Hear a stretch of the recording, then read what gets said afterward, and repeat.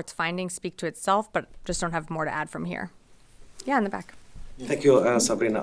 As you mentioned a while ago, that the aid is still not enough that's going into Gaza. So that does that mean the Israeli didn't yet meet the 30 days letter that's been sent by the Secretary Austin and Secretary Blinken, and the clock is ticking for the 30 days. So are you considering for something like hold some munitions to Israel? What you are planning if the Israel will not meet this letter?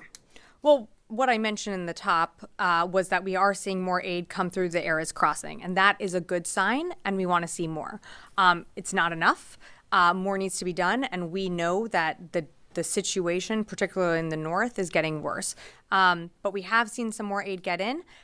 Again, not going to speak to the letter, but I can tell you that this is an issue that the Secretary has raised with Mr. Gallant, and of course you saw Secretary Blinken in the region directly raising it as well. I have another one, please. Sure. Today there is Secretary Blinken already announced that U.S. and Israeli negotiators are set to travel to Doha in the coming days to attempt to reach a ceasefire and hostage deal in Gaza. I know the DOD, they are not involved directly in this negotiation, but this time, how much do you have confidence maybe will be like some progress will happen in Doha?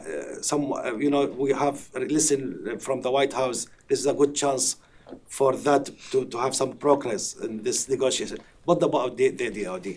Yeah, no, thanks for the question. Look, I think you've seen a commitment from this administration to continue to engage parties to come to the table to reach a ceasefire.